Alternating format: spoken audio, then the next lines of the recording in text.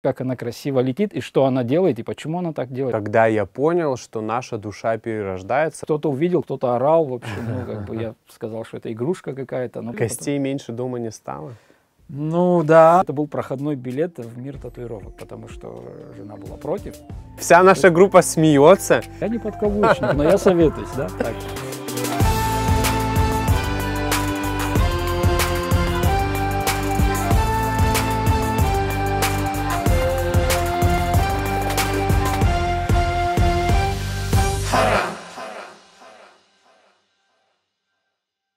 Андрей, привет. Я очень рад тому, что ты согласился с нами сегодня встретиться. Буквально сегодня я видел твое небольшое интервью, оно опубликовано в Инстаграме. Страница «Это мы», это Инесса Лакой, она делает такую серию интервью. Обратил внимание на несколько моментов. Вот один, который, в общем-то, прям сразу, на котором я заострил свое внимание. Ты там отвечаешь на вопрос, что для тебя смысл жизни. Думаю, точно ответят дети. И тут ты говоришь, что для тебя смысл жизни — это прожить саму жизнь. Вот, может быть, раскрыть, что ты имеешь в виду, и все-таки семья какую роль вот в этом вопросе занимает? Ну, смотри, жизнь, как это все разделить? То есть семья.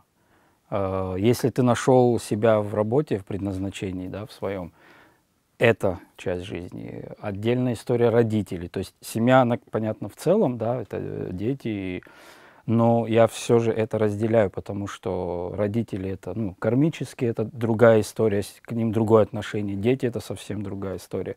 И когда я говорю проживать, я вот включаю все эти моменты.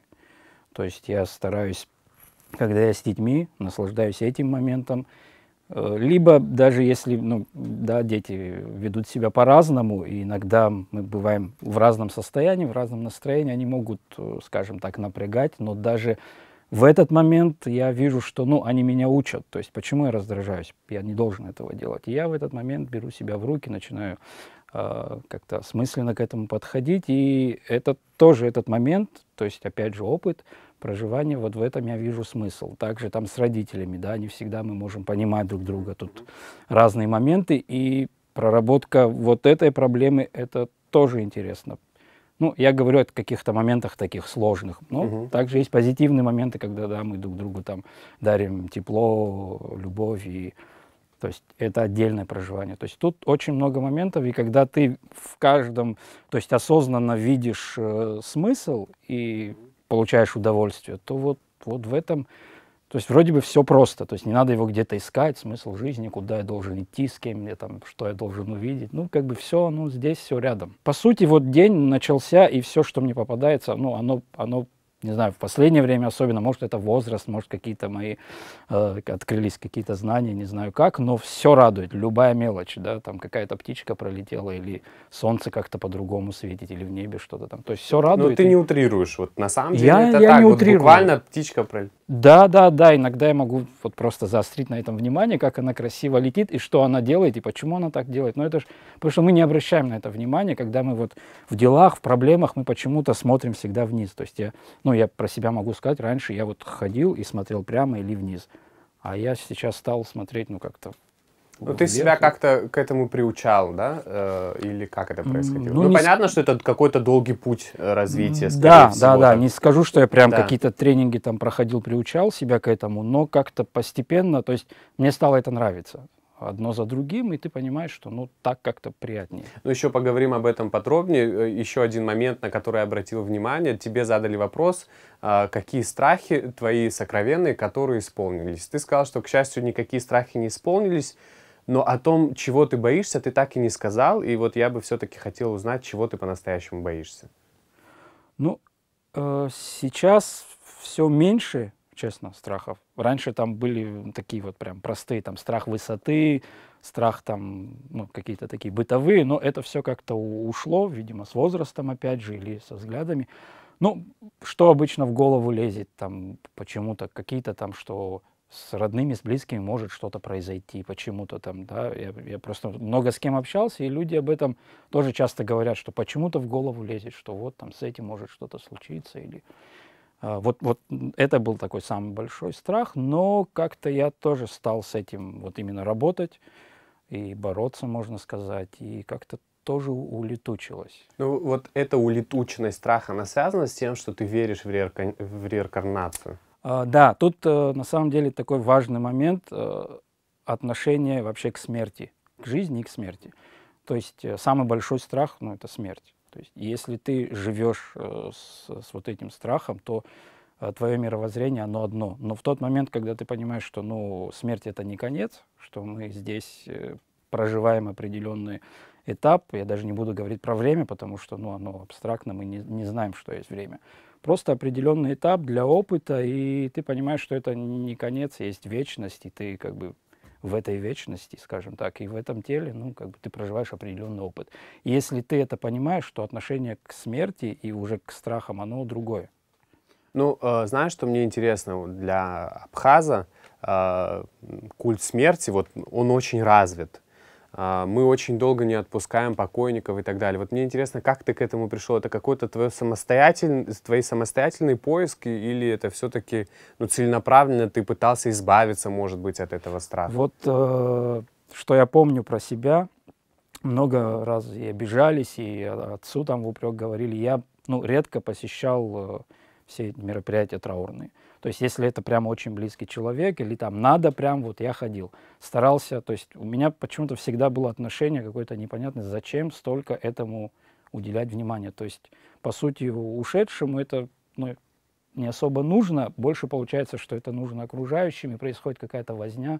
Вокруг этого всего 3 дня, 9 дней, 40, 52, год, 2, Да, 3, да. 5. То есть и со временем, вот сейчас уже, когда я там могу уже, ну, как бы сам за себя решаю, как себя вести, я, конечно, стараюсь, ну, скажем так, не поддерживать это, хотя это часть нашей культуры, и там, где надо, я понимаю, что это нужно моим там родным людям, чтобы, ну, я там был, присутствовал, я это, конечно, делаю, но у меня, ну, отношение совсем другое ко всему Ну, этому. на самом деле, мне кажется, ты в этом плане далеко не единственный человек, просто мало кто об этом готов говорить. Мы очень часто ходим на такие траурные мероприятия через силу, то есть мы утром придем, у людей в семье горе, мы такие пришли, постояли 2 минуты, развернулись и поскорее бы уйти, и уже вечером можем быть в кафе и так далее. То есть по-настоящему мы горю не сопереживаем, если это не наши близкие, родные. Но вот как ты считаешь, от этого уходить надо, или же все-таки это должно оставаться как часть нашей культуры? Как будто бы мы таким образом уважение проявляем. Ну, я бы, конечно, если бы это возможно было, я бы это упростил, сделал бы какую-то другую форму. Конечно, это ну, не так просто, это все веками сложилось, и не так просто это все поменять, но уделять этому столько времени, мне кажется, не стоит, потому что, ну, жизнь, она, ну, то есть она продолжается, и все, кто вокруг, должны дальше как бы радоваться, жить и ходить в черном там, да, году. И не только год, потому что все, кого я помню, мои там бабушки, их сестры, то есть я их не видел в светлом. Вот я с детства, я помню, что они все время в черном. Ты сказал такую вещь, когда я понял, что наша душа перерождается, вот суть. Как ты к этому пришел? Что значит, когда я это понял? Ну, знаешь как, это, во-первых, поиск. Ну, когда ты с детства не согласен много с чем. Наверное, это многие замечают в себе, а многие и не замечают этого. Но я был много с чем не согласен постоянно, на учебе, в работе, ну, много где. То есть мне казалось, что что-то где-то не так, что-то не договаривают. То есть также и с религией. То есть я пытался подходить по-разному, искал разные концы пути, но вот что-то не срасталось. В итоге, ну, когда это произошло? В 33 года 3 назад. Удивительно, возраст, в котором ушел Иисус. Ну да, возраст Христа, говорят. В этот год у меня произошли очень серьезные изменения, были определенные встречи, практики, я углубился в процесс, чтобы раскрыть, скажем так, свой потенциал, подключиться к источнику духовному, скажем так, и понять вообще, что происходит. Но опять же, не факт, что это истина, но так я это понял. Вот, и все, что я за жизнь собирал, вся эта информация и свои ощущения, все говорит о том, что То есть, ну, не может быть так, что многие говорят, вот ты умер, все, темнота, ничего нет. Нет, на самом деле, ну, не так. И есть много способов, на самом деле, заглянуть и увидеть, как это есть. Ты говоришь о духовных практиках?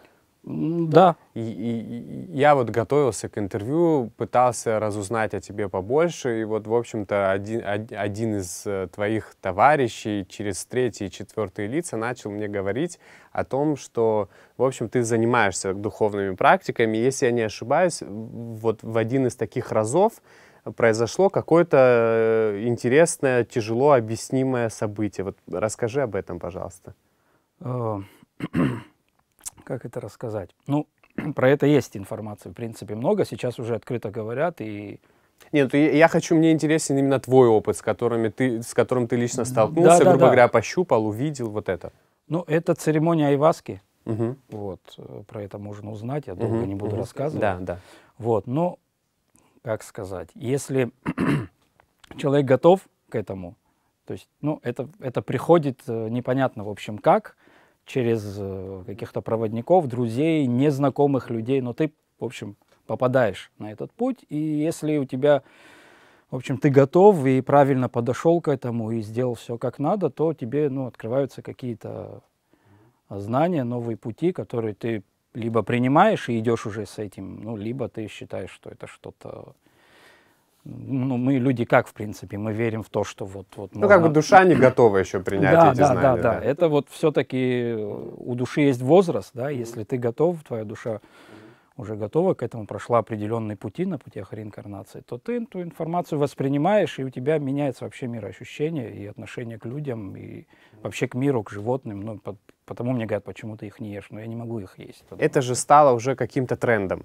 Я помню, раньше я как-то читал, что монахи не принимали абы кого, а сейчас вот какая-то там элита постоянно пытается туда поехать, именно вот туда, где был ты, и, в общем-то, это уже как будто бы какой-то бизнес. Кстати, сколько это стоит, чтобы туда поехать, приехать в целом? Слушай, во сколько сейчас это есть обходится? очень разные формы, кто-то на этом там строит туристический какой-то бизнес. Нет, на самом деле никто с тебя ничего не возьмет, если это, ну, реально ты на каком-то духовном пути, и ты встречаешь человека, которого просишь провести тебя, он с тебя ничего не возьмет. То есть это другие вообще истории. И это даже не тренд сейчас. Сейчас просто больше информации. Это стало доступно. Это было всегда, но, ну, то есть информация передавалась из уст в уста, грубо говоря. А сейчас YouTube, Instagram, то есть люди как-то по-другому все это теперь строят. И тут на самом деле можно и, скажем так, встретить недобросовестных людей, которые тебя просто повезут куда-нибудь, ты там погуляешь по джунглям, и тебе скажут, что вот это вот так должно быть. На самом деле не так. И, кстати, может быть опасно для жизни. То есть нельзя этим заниматься. Вот. Долго ты там находился? Нет, я не ездил. Вообще надо поехать в Перу. То есть я не был еще в Перу. Я надеюсь, я туда попаду. Ну, должен был, собирался, но в связи со всем этим... Тем, что происходит. А как ты проходил? Подожди, я думал, ты выезжал туда, находился. Нет, он приезжал к нам. К нам приезжал шаман. В Абхазию? Нет, это было в Москве, да, приезжал шаман и... Проводил вот эти медитации? Да. Там плохо никому не становилось? Нет. Все... И вот ты прям ощущаешь, что после этого стал как будто бы немного другим человеком. Ну, не то, что другим, а более свободным, уверенным, я не знаю, счастливым. Одно из этих... Может, после этого птичкам радуешься? Да, нет, все после этого, безусловно. И вот это ощущение с тобой, вот оно не временное, оно вот прям с тобой уже находится какое-то долгое время. Да, уже вот сколько, 3-4 года, да. То есть в тот момент там были какие-то определенные моменты, нас предупреждали, что это улетучится, состояние такое прям эйфоричное, но сама основа, она с тобой остается, если ты ее понял и несешь. Ну вот очень часто людей к таким практикам приводят какие-то тяжелые события в жизни, в судьбе. Это твой случай или все-таки нет? Ну, не скажу, что прям тяжелая жизнь и какие-то там прям неприятности. Ну, внутренние переживания. Но внутренние переживания, больше несогласие с тем, где я и что происходит. Ну, что-то не так. То есть хочешь понять, я думаю, это у многих, когда хочешь получить ответы, и ты много с чем не согласен, даже с тем же, да, с историей, с той же, с образованием, с политикой, с религией. Ты понимаешь, что ну где-то чего-то как-то, ну, кто-то, может быть, и находит там ответы, то есть я не нахожу. Почему? И это волнует. Вот, и тот же момент с питанием. То есть пока я с этим не разобрался, у меня, то есть, было куча. Ну, а ты не задумывался о том, что все это, вот весь этот путь, он связан с твоим детством? Насколько я знаю, ты все равно отличался от своих друзей, сверстников, когда, наверное, ребята ходили, гоняли футбол и так далее. Ты сидел, смотрел, насколько я знаю, Муз-ТВ, и, в общем-то, и внешне как-то, если я не ошибаюсь, отличался. Это был какой-то комплекс. Но мне кажется, сейчас очень много таких людей ведь на самом деле много. И, может быть, тебе есть что им сказать, потому что люди там, не принимающие себя только потому, что они не вписываются в какое-то представление какого-то общества. Ну да, я и в школе был белой вороной, то есть я как-то вот все... Ну, тебя дразнили за то, что ты как-то отличаешься? Ну, гнобили, ну, может быть, не так, вот как прям буллинг, который сейчас... Нет, такого не было, потому что я ну, фриком не был, но при этом как-то вот... Ну, я... На грани. Да, если, грубо говоря, ребята там уходили куда-нибудь за угол покурить или там прогулять, ну, я как бы не шел туда. Я мог постоять где-нибудь, найти компанию, с которой можно о чем-то поговорить, либо там постоять у окна и посмотреть там куда-нибудь или что-то там почитать. То есть и за это, конечно, мне типа там упрекали, вот ты с нами не идешь. Ну, мне было на самом деле все равно. Я думал, как бы поскорее закончить и вернуться к тому же. Ну, Муз-ТВ тогда не было, но были всякие музыкальные каналы и радиостанции. И я на кассеты все это записывал, потому что музыки не было. Да. И я ждал, когда этот топ-10 там выйдет, чтобы эти хиты на кассету записать. То есть у меня было это в голове.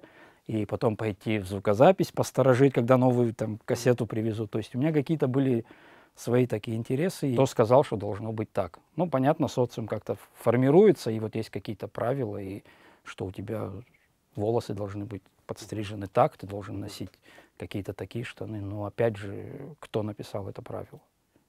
Ну, это же правила, которые формируют общество. Это как бы то, что мы называем нашей культурой, то, что мы называем нашими традициями. То есть у тебя свое ощущение свободы, очевидно, да? Но ты не считаешь, что мы все-таки, живя в абхазском обществе, должны придерживаться принципам жизни абхазского общества? Ну, я не имею в виду, нельзя быть музыкантом. Да, я понимаю. Ну, хотя бы внешний вид, да, ты имеешь в виду? Ну, что? Хотя бы, да. Ну, смотри, вот у меня всегда как было. Я смотрел, опять же, эти музыкальные каналы, у меня куча журналов, и я всегда представлял, что я там. Я еще не был на сцене, но я вот жил. То есть я не просто смотрел там видеоклип, а я был там в этом видеоклипе.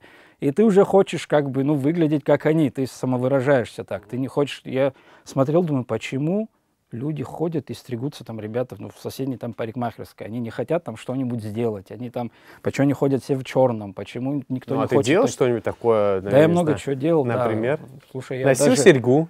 Я, когда учился в университете, я настолько уже все шибануло, что я пошел, купил серьгу, сам проколол себе ухо, но я далеко с ней не пошел, потому что инстинкт самосохранения, он сработал, я понял, что вместе с ухом уйдет эта серьга. И как бы, ну, то есть я не стал наглеть, но хотелось, то есть татуировки это вообще была мечта. Да, о татуировках поговорим. Да, и я не видел в этом ничего такого. Мне главное всегда были важны поступки. Нет, самовыражаться, но вот про Апсуара я думал, я знаю, где я живу, и все это в крови. Но я старался как бы, ну, вот в поступках быть Апсуа. Но внешне мне хотелось самовыражаться. Ну, слушай, поступок проколоть серьгу — это поступок. Ну, то есть действие взять — это же поступок. Да, но это у меня относится к внешнему самовыражению. Когда я еще увидел... На тот момент? Сколько тебе лет было? Ну, слушай, первый курс, наверное, да.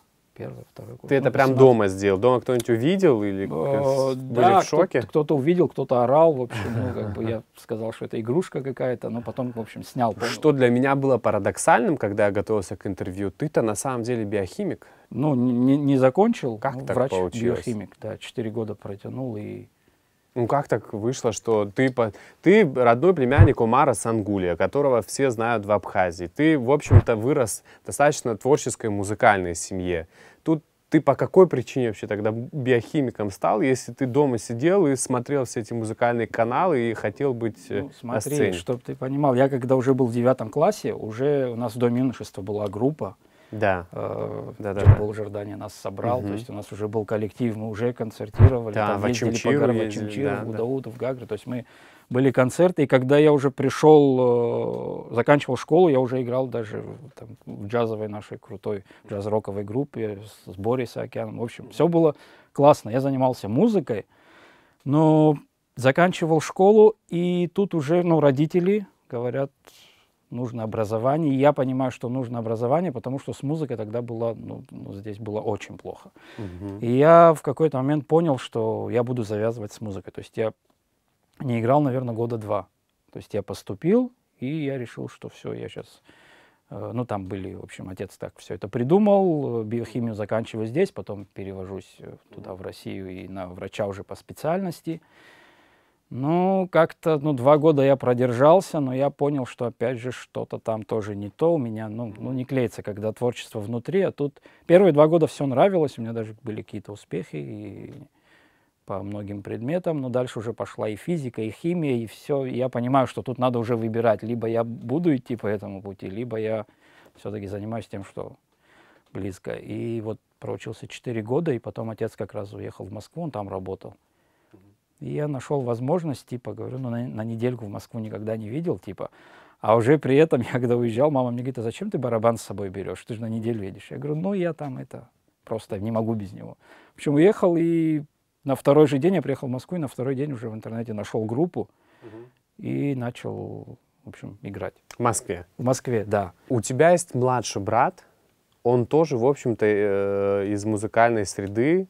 Как вы вообще, вы 2 музыканта, как вы сосуществуете, вы советуетесь друг с другом, насколько у вас там тесные, близкие взаимоотношения? Он, по-моему, рэп-музыкант.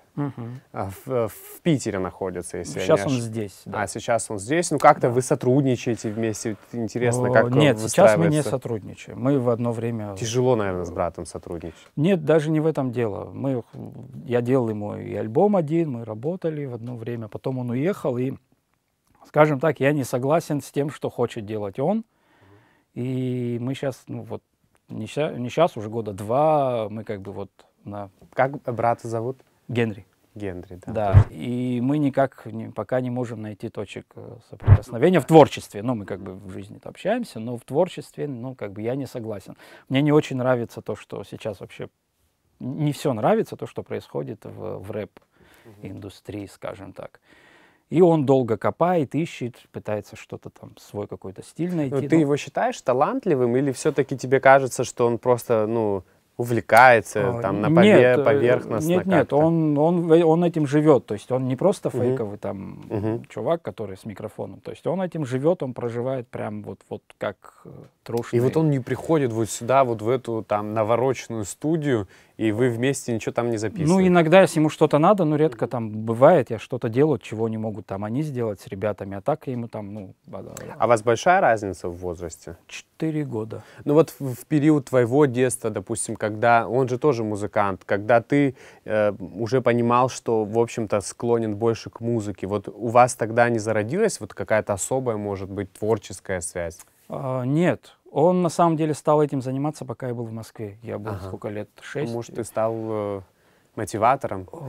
Может быть, но даже мы особо так, тогда не было таких контактов, мы там созванивались в неделю раз. Просто я в один момент приехал и вижу, что там какие-то афиши его висят, он выступает, его там знают, и даже там кто-то мне говорит, это брат Генри на меня, то есть я вижу, что, его знают. И тогда я уже вернулся, начал заниматься там студийными какими-то делами, и мы сделали альбом, концерты, то есть работали. Тогда были на одной волне, но потом просто пока не согласен. Понятно. Ты сказал такую фразу, которая меня сейчас резанула, если говорить откровенно. Ты сказал о том, что тогда, в тот период, когда ты там поступал, с музыкой здесь было плохо. А разве что-то изменилось? Я имею в виду в Абхазии. Нет, изменилось, конечно. Хорошо, давай так. Ты слушаешь абхазских эстрадных певцов? Вот у тебя в плейлисте. Тех, кого если скажешь «да», попрошу показать телефон. Тех, кого я не записывал, или кого ты имеешь в виду? Нет, я так понимаю, ты практически каждому певцу, в общем-то, кому-то с аранжировкой, кому-то всю песню и так далее. Да, но ты их слушаешь, песни? Честно говори. Честно? Сейчас я тебе скажу. Нет, я слушаю. На кого? Кого? Да. Я, например, я слушаю, понятно, нашу старую эстраду довоенную я слушаю. Мне могу показать папку, есть архив, я это слушаю периодически. Во-первых, мне хочется что-то замиксовать, что-то сделать, я периодически к этому обращаюсь. Из современных мне нравится первый альбом Хиблы Мукбы, я его слушаю. Я могу какие-то есть несколько песен Толика Алтыба, я их слушаю. Я с Омара песни люблю иногда. То есть, ну, я, как сказать, периодически все... Омара песни люблю иногда. Да, иногда, потому что это возвращает в прошлое, там, ностальгия, все такое. В детство. Да. Вот, и я все это слушаю периодически, потому что, ну, чтобы быть в этом состоянии нашей, ну, в общем, как сказать, в абхазской музыке. Ну, не потому что ты просто кайфуешь от того, что ты слушаешь, я так понимаю. Ну, как сказать? Ну, как есть. Ну, сейчас, включая Стиви Уандера, я испытываю другие эмоции, когда слушаю Майкла Джексона. Или, ну, то есть там другой момент, понятно. Но, то есть это мне тоже близко, и я там не прыгаю, не колбасит меня, но мне это нравится. Ну, ты, в общем-то, в принципе, ко многому этому причастен. Ну, вот как ты сегодня оцениваешь в целом абхазскую эстраду? Ну, есть сегодня абхазский певец, который может взять и собрать стадион у нас здесь, в Сухуми. Нет. Почему? То есть мы вот, сейчас уточню свой вопрос, мы, ну, я имею в виду в Абхазии, в общем-то, не избалованы такими событиями. И мне кажется, что в Абхазии с большим удовольствием бы ходили, как ходили на Апснестар, коротко о котором мы поговорим потом. Ну, ходили бы, но сегодня этого не происходит. Почему? И я знаю очень мало людей, которые слушают, в общем-то, абхазских исполнителей. Первый альбом, вот один из первых, такой лиричный, «Хиблый Мукба», я тоже с удовольствием слушал, но песни ж приедаются, хочется чего-то нового, и мне, как абхазу, очень хочется кайфовать именно от наших исполнителей. Но вот, к сожалению, пока вот такого нет. Вот почему? Вот в чем проблема? Это все вот какое-то вот повторяющееся, похожее друг на друга. Почему? Нет, здесь проблема глубже. Вот я прям поэтапно попробую. Во-первых, все начинается с того, что нас в стране мало. Просто количество людей, мы не можем много чего добрать. У нас не работают медиаплощадки. То есть снимаешь клип, ну где его транслировать? Сейчас хорошо появился YouTube, но в деревне нет YouTube, грубо говоря. Радио. Ну, все наши коллеги, знакомые, товарищи люблю, уважаю, но как бы по факту у нас нет работы.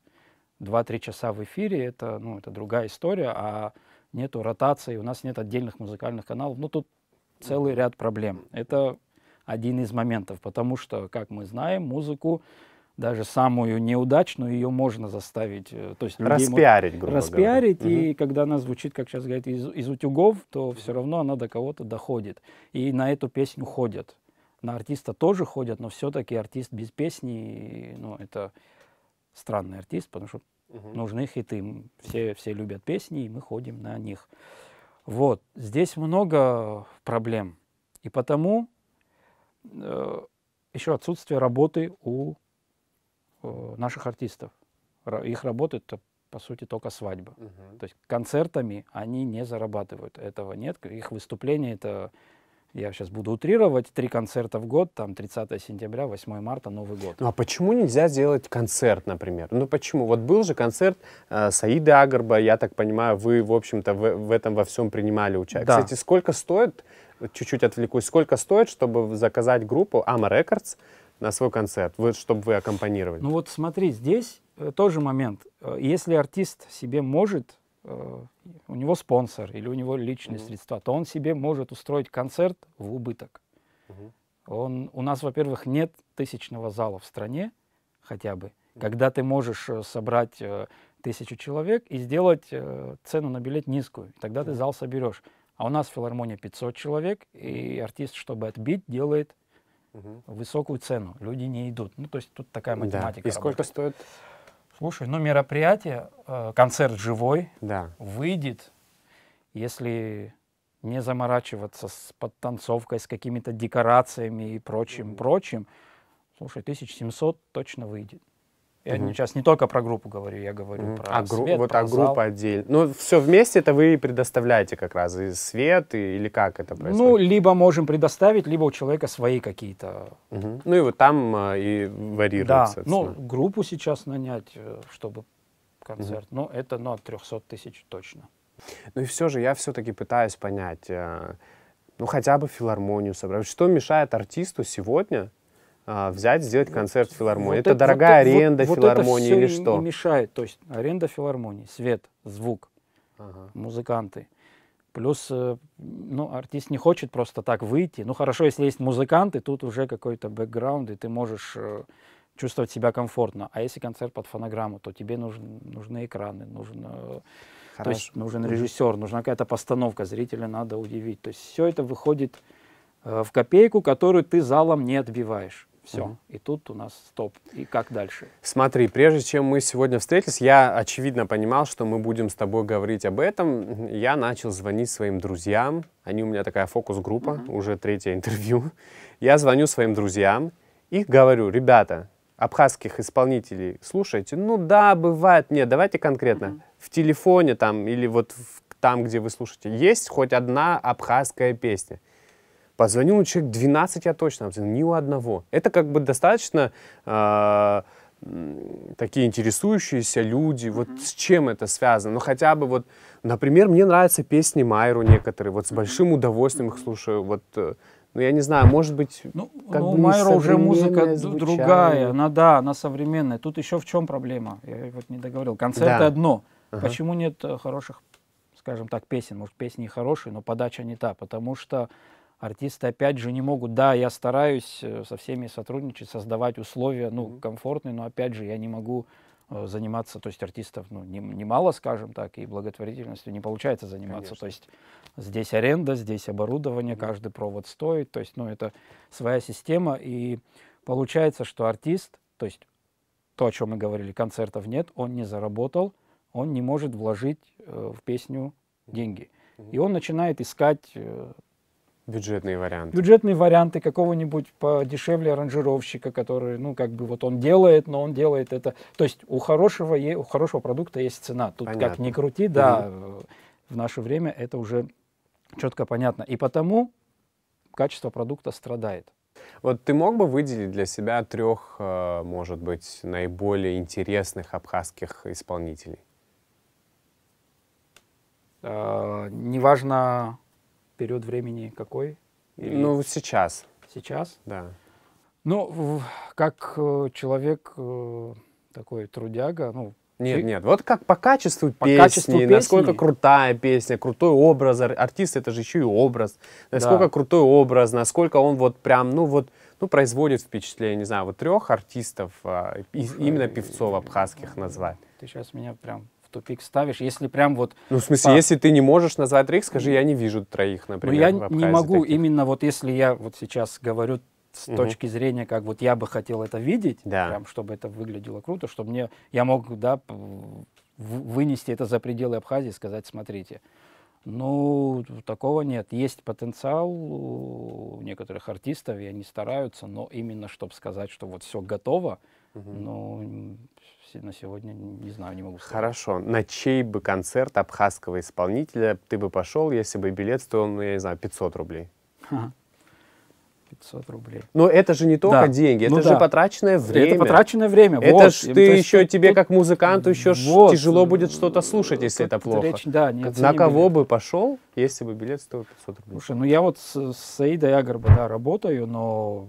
Ты там денег заработал, пошел. Я имею в виду... Нет, если у нее был бы концерт, она, ну, прям, то есть... Я был на этом концерте.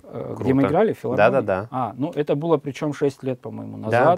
Да, сейчас, конечно, она выросла, и вот я бы хотел даже, то есть не имея отношения к ее концерту, пойти как-нибудь и посмотреть, как она будет петь. Вот это прям... Еще? Вот все настолько плохо? Слушай, ну у меня просто у меня и к себе требования, и к другим. То есть мне иногда тут отсюда вот жалуются, кричат мне туда в пультовую, ну хоть дай какую-то эмоцию. Ну такой вот. В общем, никого не хочешь обидеть сейчас, я понял. Ну да, я же говорю, есть потенциал, но нет среды, в которой они бы могли его развивать все-таки. Ты же практически в такой же среде находишься, но себя развиваешь. Да. У меня чуть-чуть положение в этом плане проще. Потому что? Потому что я как бы ушел в ту творческую сторону, где, как сказать, я обслуживаю все вот это, да, и мне чуть-чуть легче. Значит, и твоя вина есть тоже в том, что люди не приходят, ну, в смысле, их не слушают. Может быть, ты как аранжировщик, как музыкант тоже не дорабатываешь? Вот смотри, Вина, может быть, есть в том, что я не могу пока создать условия доступности себя для них. Сделать дешевле свои услуги, Да, имеешь в я виду? не говорю о том, что я такой супер крутой, если человек ко мне пришел и получится вау, но в принципе известный у нас там Автоканджари, Хатуна Тарба и еще там несколько артистов. Это те артисты, которые начинали, то есть мы вместе, я тогда тоже как раз приехал, там писал свои первые песни, и вот эти исполнители начинали с моих песен, и мы вместе вот в принципе создавали все это. И они довольно, ну, у нас известные артисты. И Ну вот я пытаюсь вот эту меру да. Вместе с тобой сейчас нарисовать. Что значит популярный абхазский артист? Смотри, если нет концертов, их не слушают. Я до этого говорил, в Абхазии заработок и работа артиста – это мероприятие. Свадьбы. То есть банкеты. популярный артист, которого приглашают часто на Да, свадьбу. вот был период, когда я помню, Хатуна также работала в какой-то Новый год. Она, по-моему, целую неделю подряд просто ходила по разным заведениям, то есть ее прям заказывали на большие мероприятия, и в новогоднюю ночь она там то ли 3-4 мероприятия отработала, то есть и авто также ни одна свадьба не обходилась. То есть был какой-то период, когда они были прям, ну вот скажем так, здесь востребованы. Да и сейчас они работают, но сейчас все как бы... Ну, сейчас и свадьбы. Да, сейчас и свадеб нет, сейчас ситуация другая. И как ты говоришь, с музыкальным материалом, как-то вообще в мире все меняется. Это тоже, как бы, я сейчас не в защиту, но в мире вообще музыка меняется. Да, вот у меня не покидает ощущение, что ты просто защищаешь, хотя хочешь сказать совершенно другое. Нет, я защищаю в том плане, что ну, не во всем их вина. Понятно, ну, да, безусловно, понятно, но приезжает Алексей Чумаков 2 дня подряд, собирает полную филармонию, вся Абхазия стоит на ушах, где нам купить билеты, и, в общем, мы все свои связи пытаемся задействовать, чтобы отправить маму, там, я не знаю, сестру, самим с удовольствием пойти послушать. Но тут вот есть наши певцы, вот они же такой ажиотаж не создают. Получается, если бы это была бы крутая музыка, я не знаю, там, не готов оценивать музыку Алексея Чумакова или Автоканджари, не в этом вопрос. Вопрос в том, что если бы это было бы круто для общества, они бы пошли, они бы заплатили. Он же не приехал сюда бесплатно, он же приехал сюда зарабатывать деньги. Он их заработал 2 дня подряд. Работал он, да, работал. Стояли люди. Запланирован был 1 день, потом поняли, что не справляются. Нет, сперва был 1 концерт запланирован, и поняли, что, ну, как бы надо еще, и забили 2-й день. Почему, я спрашиваю? Слушай, ну, во-первых, ты взял артиста, ну, который реально артист. То есть... Почему у нас, вот я и говорю, вот то в есть смысле реально артист? Нет, в смысле, почему Хибла Мугба нереально артист? Она что, не артист? Я говорил о потенциале. Он как бы есть. Ну, понимаешь? То есть нельзя сказать, что Хибла там чего-то не может. Она пишет классные песни, она поет, она на сцене работает хорошо. Но нет среды. Плюс во всем этом артист начинает, когда варится вот в одной среде, он начинает как бы просаживать свои какие-то показатели. Александр Шоу соберет филармонию? Шоу, филармонию, но мы, да, собирал. Ну вот собирает же филармонию. Да. Ну вот и таких примеров много. Ну, в общем, не буду я дальше тебя мучить. Если вот прям дополнить, то, конечно, артист должен, в какой бы он не был среде, как я сказал, он может, конечно, повысить эти свои показатели каким-то сумасшедшим упорством и пробиванием стены. Тем более сейчас уже появились средства, которые позволяют это делать, сидя дома, грубо говоря. Да, если ты, конечно, супер талант, как мы видим, этот человек пел на Ютубе, у него миллионные просмотры, его забирают продюсеры и проекты, и он становится звездой, ну потому что это есть.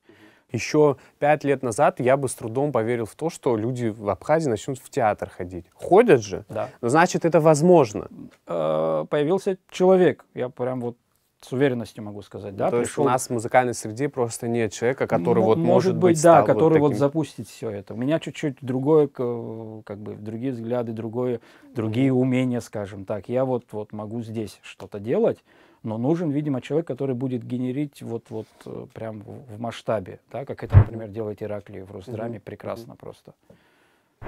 Вот я неспроста спросил про Александра Шоу. Ты работаешь вместе с ним. Ты как это называется? Туровой продюсер или как это правильно? Нет, я... В туры ездишь с ним? Нет, я барабанщик в его проекте и в Непаре. И также музыкальный продюсер. Мы с ним уже вот последние пару лет делаем.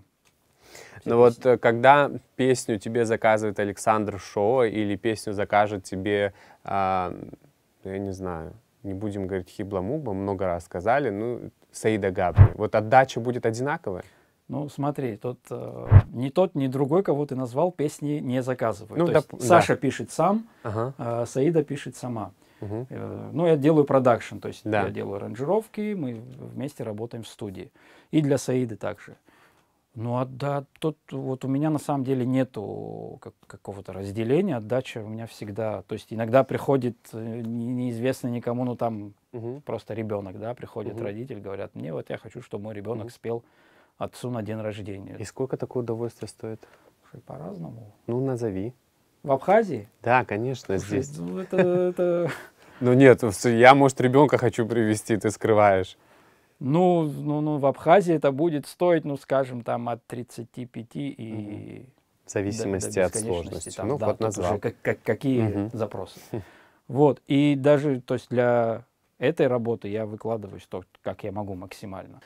Да, с Александром Шоу у вас, в общем-то, уже многолетнее сотрудничество, если я не ошибаюсь. Впервые вы познакомились то ли в 2009, то ли в 2008 году, благодаря то ли нартам из Абхазии, как-то вот в караоке вы там вместе пели, и после, и после этого, в общем-то, сложилось вот это вот сотрудничество. Да, знакомство с Сашей и последующее все, что происходило, это, ну, это такое переменной в жизни. То есть я вообще очень серьезно верю в то, что каждая встреча с человеком, даже где-нибудь в магазине, да, она имеет смысл. А такие встречи, это учителя, которые тебе приходят, да, если в детстве, в начале у меня был Омар, дядя мой, которого я видел, вот я сидел на полу, они репетировали, я с детства это видел и какие-то перенимал. То есть дальше это был Джамбул в Доме юношества, который нам давал какие-то. И вот так поэтапно потом появился Саша, который много дал в музыкальном плане и вообще, то есть, и тут уже даже не оценишь так, нравится, не нравится, ты просто понимаешь, ну, кайфуешь от работы? Вот. Конечно, да, конечно. Это просто элементарно, когда я первый раз сел за пульт и начал записывать Сашу, то есть до этого я не писал таких вокалистов. Да, в принципе, и сейчас мало найдешь, практически не найдешь людей, которые могут встать у микрофона и натворить таких чудес, что ты прям, ну, то есть ты не можешь нажать на кнопку и остановить запись, потому что, ну, человек очень круто работает. Ну вот в среднем, прости, пожалуйста, но вот в среднем за год это сотрудничество тебе сколько приносит? Это... Я предупреждал тебя, что... Нет, я просто тебе так не отвечу. Ну, я и уточнил, в среднем. Помимо удовольствия, развития, это же еще и финансы. Ты летаешь чуть ли не каждую неделю в Москву, и ты сам об этом в своих соцсетях рассказываешь. Да. Это же тоже как бы, это же все финансы. Вот здесь тоже все же финансы. Ну смотри, здесь тоже вот ситуация какая. У нас с Сашей, понимаешь, отношения уже и дружеские, и разные. Например, все знают нашу студию до появления Саши. Она была другой, она была меньше. Те проекты Абснестар, Харуари Хабы мы делали вот там в маленьких комнатках. Это была другая студия. Появился Саша, и он говорит, ребята, давайте, я мечтал, я это хотел, и есть площадка, тем более для Абхазии, давайте расширять вместе студию. То есть он... Помогал финансово. Да, помог расширить эту студию, и мы сейчас, ну, появились другие возможности. Вот. И тут у нас все так слишком завязано, что смотри, я почему про деньги спрашиваю. Да. Вот мне кажется, что вот твой пример может быть таким ярким примером того, что, в общем-то, в Абхазии музыкант может зарабатывать деньги. Давай не будем называть тогда, если ты не хочешь, сколько, но вот реально можно зарабатывать деньги, будучи абхазским музыкантом? Будучи певцом, гитаристом и, не знаю, барабанщиком, там, ну вот, музыкантом в коллективе, тяжело будет зарабатывать. Но можно Должен быть какой-то счастливый случай, например. счастливый случай и вообще, ну, как фанатизм. Вот как я это делал, не спал и умирал у компьютера и инструмента просто иногда до посинения. То есть трудолюбие и понимание того, что ну, ты можешь что-то сделать, и это во что-то выльется. Но если вот есть такое крутое сотрудничество, почему ты не переезжаешь в Москву? Ну, я пожил там, я там больше недели не могу находиться. Вот я еду, бывает, я там остаюсь, и надо поработать, но неделя это максимум. Я не могу, тем более, ну, мы об этом говорили, какой теперь, Да. понимаешь, у меня взгляд на мир. Да. И, то есть Абхазия это вообще просто благоприятная среда для такой жизни. Вот, в Москве очень тяжело. Я не могу, там все тяжело, и тем более теперь я понимаю, что если придется переехать туда, увезти детей, семью, и они будут расти там, ну, не хочу. Ну, а там разве не лучше возможности для детей, чем здесь? Возможности сейчас, они, все доступно. Ну, какие проблемы? Как же все доступно? Например, если твой сын хочет играть в хоккей. В хоккей? В Абхаз не играет в хоккей. Зачем моему сыну? Если он захочет... Подожди, у нас тут передо мной сидит абхаз, который себе серьгу прокалывал. Ты сам себе противоречишь, чтобы ты понимал. Но я мог это сделать сам. Но хоккеисту нужны еще, да, ему хотя бы как минимум нужен каток. Не, ну там же больше возможностей. Они вообще вот... У тебя сын и дочь. Да. Кто-то из них вообще вот как-то склонен к музыке или...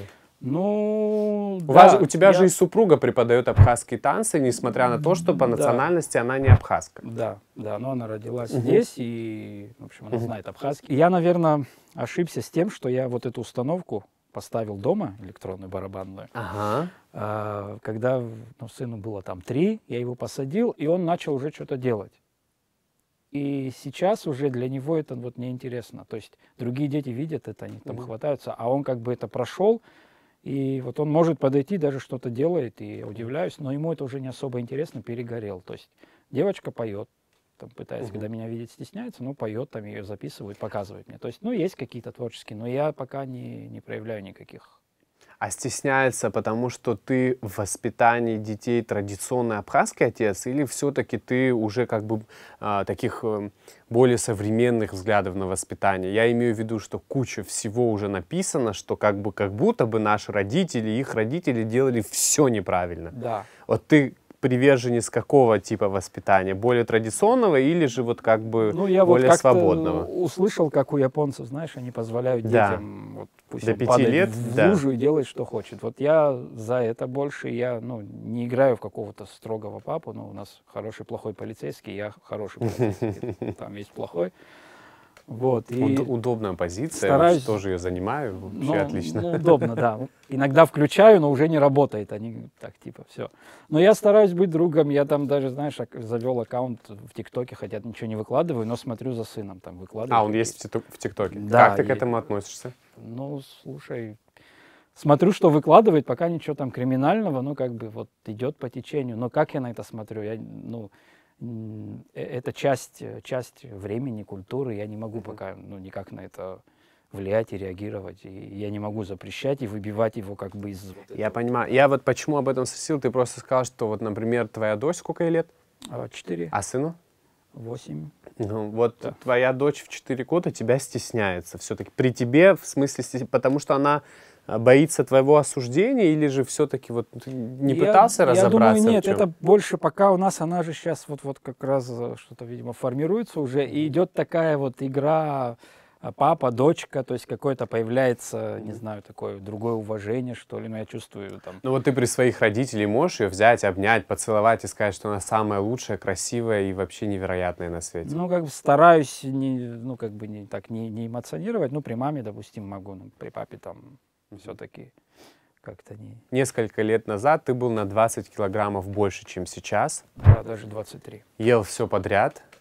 И готовил все подряд. Ел и готовил все подряд, и как-то это, в общем-то, плохо сказывалось на твоем здоровье. В какой момент ты пришел к тому, что вот с этим пора заканчивать, и дошел до того, что ты сегодня веган? Началось, наверное, все-таки, я еще не знал, что это влияет на мыслительный какой-то процесс. Все-таки сперва работала внешность. То есть уже там начинались моменты, многие говорили, ну ты совсем там что-то, кто-то говорил классно, но у нас в принципе в большинстве говорят, о, круто, ты пухленький, значит все хорошо. Но на самом деле не так. И, ну, я концертирую, да, и постоянно какие-то там фото, видео, и я смотрел на себя там за инструментом или где-то интервью, да, и я потом смотрю, думаю, ну что-то не то, ну я же не был таким, ну я уже не вмещаюсь в кадр, то есть будка такая, и как бы... И, кстати, это было 10 ноября, 4 года тому назад в Екатеринбурге, кажется. До этого мне как раз несколько месяцев так залетала со всех сторон информация про вообще вегетарианцев. Почему-то, ну знаешь, оно приходит, когда вот, видимо, почему-то со всех, я открываю YouTube, почему-то там вегетарианцы, думаю, что посмотрел, ну что-то интересно. Раньше для меня это вообще был какой-то, ну какие-то, как в принципе и говорят, типа шизофреники, это прям больные люди. Вот, ну те, кто не углубляется. Так и есть шизофрения? Ну, конечно. Вот, и для меня это что-то там, когда я слышал сыроеды, этого, я думал, что это вообще люди, которые едят сыр. То есть сыроедческая диета, Да. я думал, да, ты ешь только сыр. Потом узнал, что просто сырая еда, не приготовленная. И это было в Екатеринбурге 10 ноября. У нас, мы после концерта на второй день внизу в отеле была крутая такая бургерная, мы пошли. И я прям заказал самый какой-то большой бургер, как полагается, в перчатках, все это. Вот, мы посидели хорошо, я вернулся в номер, и вот что-то там стукнуло, понял, что вот, ну, не хочу я больше этот бургер, и давай я попробую без него. Где-то месяц я побыл вегетарианцем, еще там были какие-то остаточные продукты, и потом уже все буквально, в общем, я за месяц стал веганом. Андрей, вернемся к творчеству. Скажи, пожалуйста, у тебя есть в творчестве какие-то табу? Вот, например, для Моргенштерна не напишу никогда песню, или там, я не знаю, для Саида Барганджи никогда не напишу песню, никогда не напишу рэп. Ну вот какие-то табу, к которым ты вот не притронешься ни за что, ни за какие деньги. Ну, никогда я исключил вообще из лексикона. Ну это потому, да, что твоя бы, философия всё, жизненная, да. Могу, может быть, но не сейчас хотелось бы, я ладно. пока стараюсь не... Я еще этого не делаю, сейчас я на паузу нажал и не делаю вот всю эту современную музыку. То есть как бы... А с Александром шо? Или вы сейчас в какой-то период не Нет, делаете? с Сашей мы делаем все равно другое, там есть музыка. Я про вот эту современную, совсем современную, которая, где вот эти два прихлопа и звуки, ну то есть все, что в большинстве сейчас происходит, где непонятно, о чем поется, понимаешь, да? О какой музыке говорю? Ну вот музыку, которую вы делаете вместе с Александром Шоу, от 0 до 10, как бы ты оценил? От 0 до 10? Ну, не знаю. Это... Ну не скромничай, как чувствуешь, говори. Ну, по музыкальности, Слушай, ну там музыка, Саша пишет музыку, ну 9 точно, ну не знаю, 10, наверное, нет, потому что у меня там, ну, как бы я понимаю, что где-то что-то не проработал, надо лучше. Ну, 8-9, да, потому что, ну, она, во-первых, ну, в ней есть музыка. Для любителя музыки он там найдет много музыкального. Андрей, ты говорил о том, что, в общем, вот этот вот путь развития душевного, духовного привел к тому, что вы как-то по-особенному всей семьей начали относиться к животным. Наверное, всегда любили, а тут как-то по-особенному. Настолько по-особенному, что вот я был шокирован, честно тебе скажу, что у вас дома домашняя была змея. Да. Я вот когда узнал, что у вас уже нет, я сказал, вот хотя меня это вообще ну никак не касается, никогда не был дома и, в общем-то, вообще никак не пересекаюсь, но я про себя подумал, ну слава богу.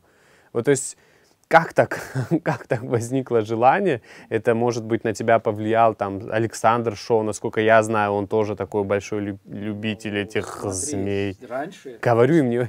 Это тоже один из страхов. То есть раньше как-то в неосознанном состоянии змея, я даже не смотрел. Змея, все плохо, все страх, все... Ну, как у меня сейчас. Ну, как да.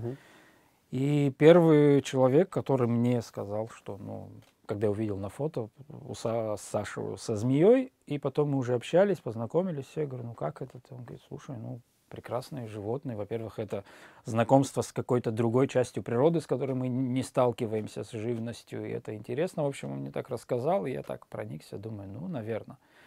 И мы были в Нальчике с концертом, Харвари Хаба мы ездили, И нас отвели в какой-то такой небольшой зоопарк, и там был маленький такой серпентарий, террариум, не помню что.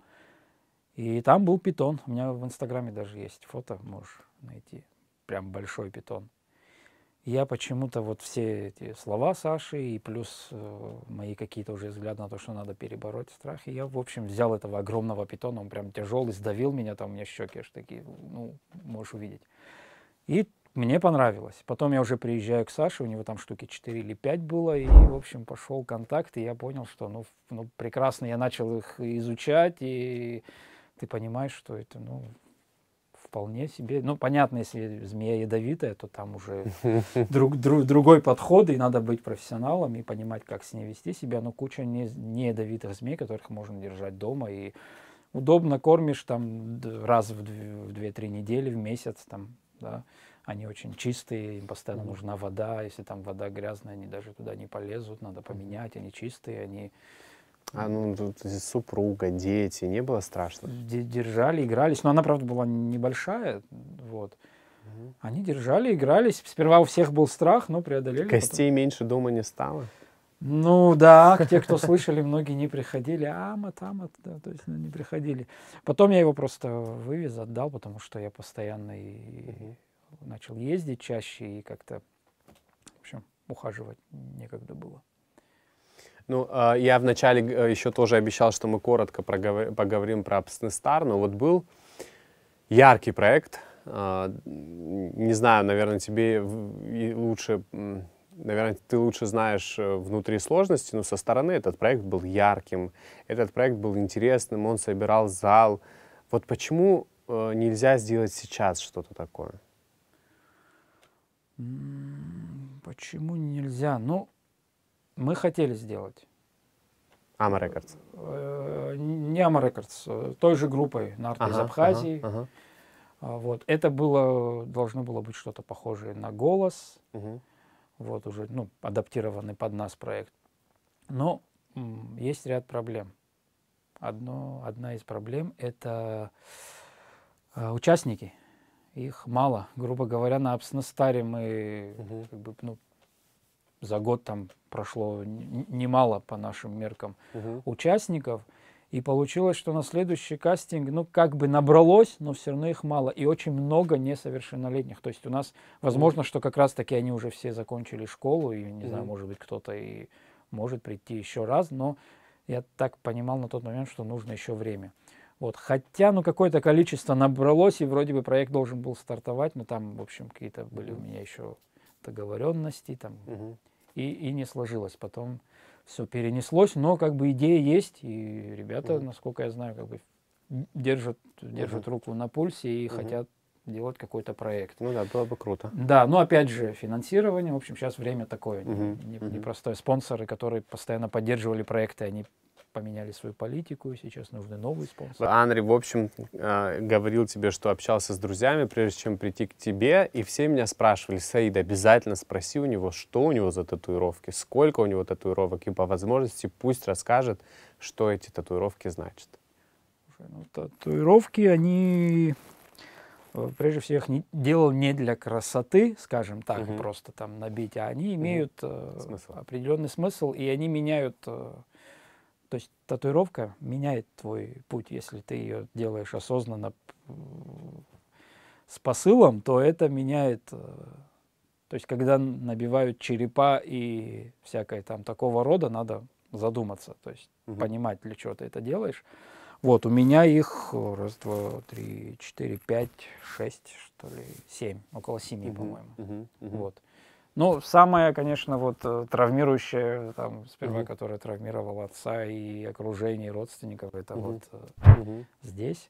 У нас, как я не единственный, у нас, может быть, это секрет, или, не знаю, открою тайну, но у нас очень много татуированных вот, парней и девушек. Но все как-то это делают там вот, так, чтобы не было видно. Но я подумал, что мне профессия позволяет.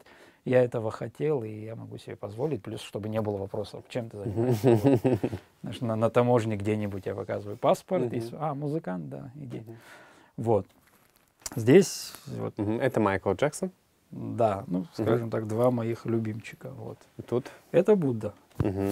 Тут птички, которыми ты любишься? Это ласточка, это тоже из детства. У нас в деревне, в Дуривших, у крыльца каждый год ласточки делали свое гнездо, и как-то вот все детство они там вокруг летали. И это вот что-то из детства. И выше есть. Да, выше тут цветок, змея. А, змея. Да, любимый. Неожиданно. Неожиданно. Ну, здесь есть еще планы, здесь имена детей, в общем, семья. Ага. Там 3 имени детей, 2. 2 и супруга. Ну, вот как в абхазском обществе отреагировали на то, что у тебя выбито имя твоей супруги? У нас такие имя нельзя называть своей супруги. Вслух произносить ты вообще взял и набил. Я знаю еще нескольких людей. Нет, ты людей не сдавай, ты мне скажи за себя. За себя. Во-первых, это, понимаешь, это был проходной билет в мир татуировок, потому что жена была против. Как ни странно, то есть это отец... Слушай, вся наша группа смеется, и я понимаю, какой вопрос у него возникает. То есть она очень влияет на твое мнение, чтобы не сказать другими словами. Слушай, ну говорить о том, что я не подкаблучник, нет, я не подкаблучник, но я советуюсь, да? Так. Отлично. Так комфортнее, да? Так комфортнее. Ну, во-первых, всегда можно что-то переложить, не всегда ты виноват, то есть мы же вместе решали. Вот. Не, ну все-таки, как бы, это была моя первая, вот, и я сделал, как бы, и пошел, я ставил место для, тогда не было, дочки. А там нет больше места, это Слушай, вы не планируете? смотри, сколько хочешь. Но вот я обратил внимание, и ты это тоже 100% прочувствовал, ты сам сказал тут как бы имена детей, Да. и сам не смог это сказать, что вот, ну, вначале как-то тебе стало очень неловко.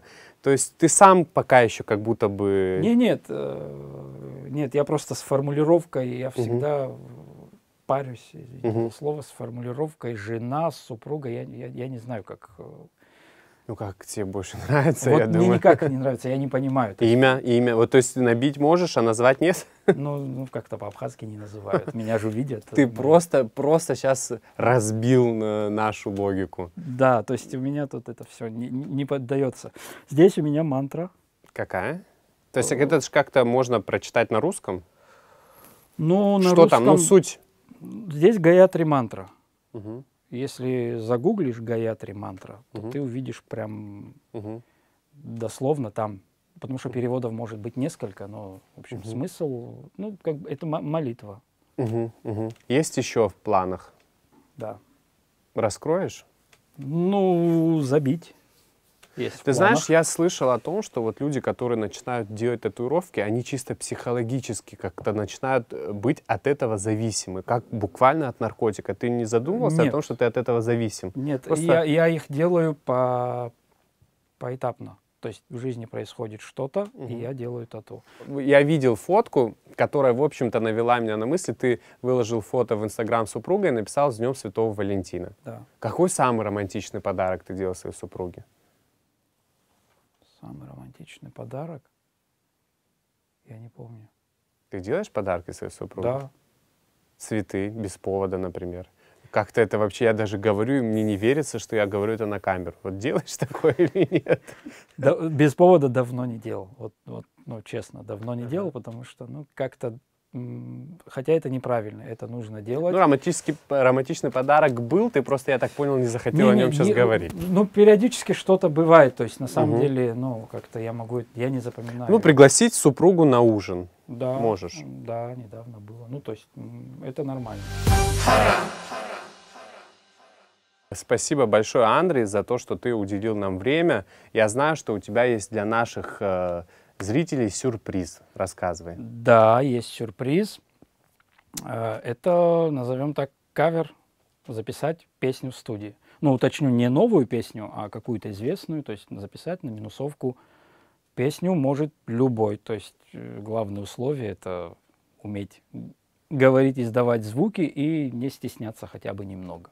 Ну, это офигенный подарок. Давай я уточню. Получается, что вот когда мы уже продумаем форму конкурса, мы объявим этот розыгрыш, и получается, абсолютно любой желающий может принять в нем участие, и победитель придет сюда, вот в эту крутую студию, и вы с ним запишете какой-нибудь кавер на песню, которая нравится ему. Да. И для этого не надо быть профессиональным музыкантом. Не надо. По-моему, это очень отличный подарок. Спасибо тебе большое за то, что уделил нам время. Я надеюсь, через какой-то там промежуток времени мы обязательно еще раз встретимся. Творческих успехов. С удовольствием будем за тобой наблюдать. Спасибо вам, да, я буду рад еще раз встретиться и хорошо поговорить.